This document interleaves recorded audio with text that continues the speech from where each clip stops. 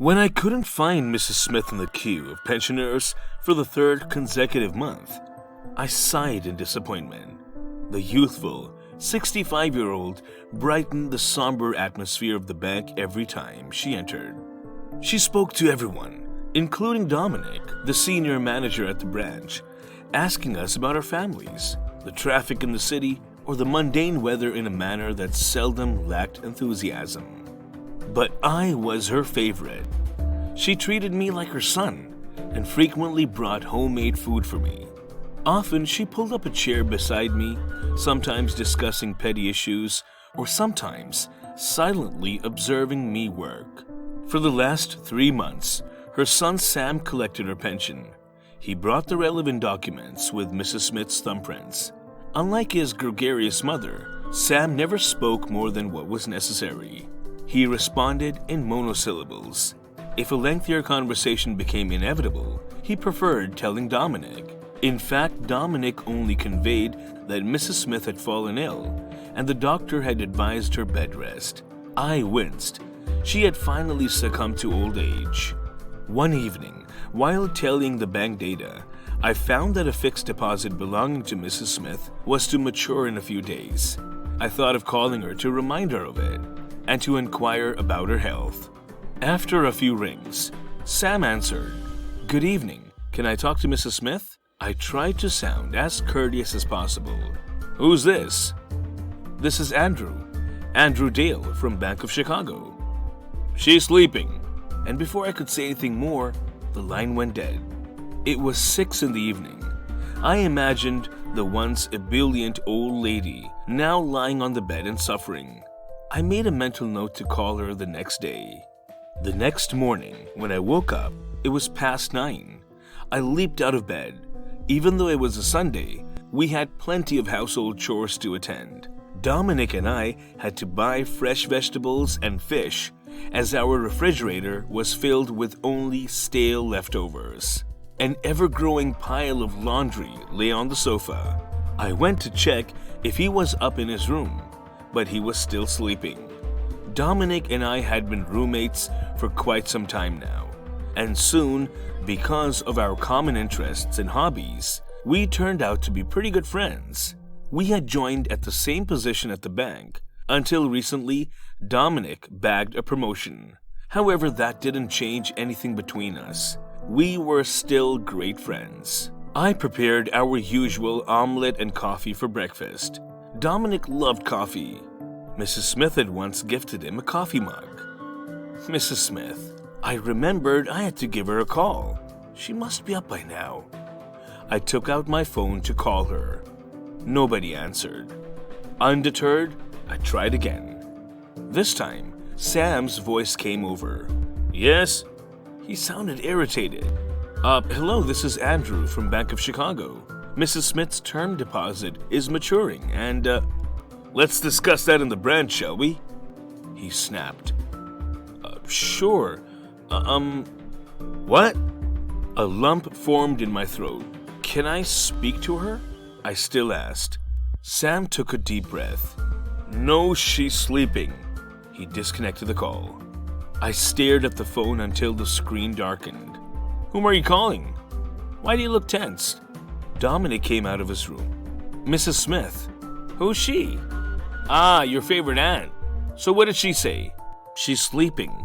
At least that's what her son said. I hope you didn't ask him to wake her, he said with a grin as he gulped down the cup of coffee that I had kept for him on the dining table. Too much sugar, Andrew. Cut down on it. I ignored his jibe. She wakes up early. You know her sleep schedules as well? Impressive. But she's ill now, so I should consider concentrating more on work at office, he said jokingly. I grimaced. I wasn't in any mood for silly arguments. My mind remained glued to Mrs. Smith. Was Sam deliberately avoiding me? But why? I paced around the house. I drank 3 cups of coffee. I switched on the television and changed the channels one after the other. At around 10, I called Mrs. Smith once more, having decided not to budge without speaking to her. But her phone was turned off. Don't you think we should check on her? I asked Dominic. his eyes focused on a set of files lying on the table in front of him. "Whom?" he asked without raising his head from his files. "Mrs. Smith." I made the exasperation evident in my voice. "What's wrong with you? Her son is there to look after her. Why are you so bothered?" I'd never seen Dominic so angry. My face reddened. I glared at him and marched out of the house. The meteorological department had predicted rains for the next few days. Nothing like cookies and tea on a rainy day. I remembered Mrs. Smith say as she handed me a stainless steel box full of fritters a few months back. "You'll fatten me up," I said as I greedily took a bite of the crispy fritters. "Huh? You are young. You should eat without worrying." I missed her. I still had the box, and 5 more of her boxes. I always forgot to return them. She never asked me to get them either. I had to pay a visit to Mrs. Smith. I had been to Mrs. Smith's house a year back for Christmas. The 5-story building had worsened in its condition ever since. I closed my umbrella and jumped over the accumulated water in front of the building entrance to enter the dimly lit lobby. A suffocating damp odor was omnipresent. I reached for Mrs. Smith's name on the wooden letter boxes attached on the left wall of the lobby. 201. I smiled and took an elevator to the 2nd floor. A young woman in a white uniform answered the door. I assumed her to be Mrs. Smith's nurse. When I asked her about Mrs. Smith, after introducing myself, she asked me to wait in the living room.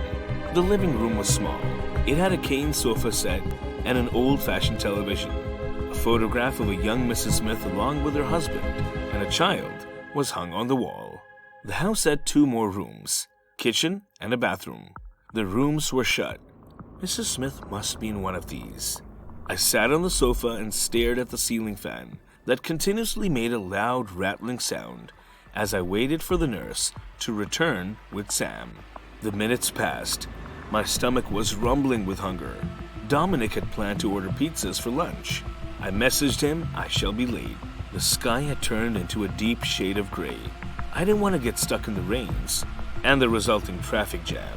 Impatiently, I got up and knocked the door of one room. "Mrs. Smith?" No reply. I knocked again. Still no reply. I slowly turned the doorknob. The door opened with a creaking sound that reverberated across the room. I tiptoed into the dark room. The curtains were drawn tightly. Someone was sleeping. It must be Mrs. Smith. I thought of leaving without disturbing her, but I was overpowered by the desire to talk to her once. I inched closer to the bed and called out her name. She didn't reply. I touched the blanket covering her. Each and every follicle of hair rose on my body. I pulled the blanket forcefully. The rain hammered against the window panes. A flash of lightning illuminated the room as I stared at the bed. There was no Mrs. Smith, only a line of pillows. I shuddered. It increasingly dawned upon me that something very wrong was happening in the house. Sam and the nurse had not yet returned. I moved towards the other room. As I walked closer to that room, I heard a persistent buzzing sound. Curiosity got the better of me, and I pushed open the door. To my amazement, 2 massive refrigerators stood next to each other. They continuously made the buzzing sound in the otherwise quiet house. I couldn't recall having seen those refrigerators earlier. Where was Mrs. Smith? And what are these fridges for? I went to the first fridge and held its large metal handle. I shivered at its icy cold touch. My heart thumped loudly. I checked behind me. Still nobody. I pulled the door open. I gasped. It was empty. I felt like a burglar, but I couldn't resist the urge to check the other fridge. Praying to God, I opened it. Cold air hit my face. A loud thunder covered my shriek as I fell back on the floor. The pale, yellow body of Mrs. Smith stared at me from inside the fridge. She looked grotesque. Someone seemed to have forced her body into the fridge, making it bend. Her eyes were wide open. My head was spinning. I covered my mouth to stop myself from vomiting. I somehow pulled myself and shut the fridge. I ran out through the door, but something stopped me. Something was weird about the body. Something different. I came back and opened the fridge again. I raised her lifeless and stiff arm. The thumb had a blue ink stain. I heard footsteps. Someone was coming up the stairs. I hurried for the door. The elevator was on the 4th floor. I banged my hands over the elevator button. 4. The steps became louder. 3. I saw the shadow of the person. 2. I dived into the elevator, quickly hit the button to shut the doors. I slouched on the floor. My shirt was soaked in sweat. It was raining heavily when I came out of the building. I frantically waved at taxis. After 10 minutes, I got one after agreeing to an exorbitantly high fare. As I got in, I thought I had to do something. Sam was trying to keep the pension money flowing in for himself even after his mother was dead. Wait, what if he had killed her for money? I had to figure this out. I must involve Dominic, I thought. I was groggy when I got out of the taxi and almost collapsed while ringing the doorbell. Dominic dragged me inside her house. Dominic, Mrs. Smith, she's dead. I went to her house and... Relax, he said, putting his arm on my shoulders. I sighed. I was relieved to be at home. Have some water, he said. He brought me a bottle of cold water from the refrigerator. I drank the water. I never realized I was so thirsty. Thanks, I said as I slumped over. He shrugged his shoulders. You would be afraid to open fridges now. He sat facing me. I stared at him through the glass bottle. You would be afraid to open fridges now? I never told him where I found Mrs. Smith's body.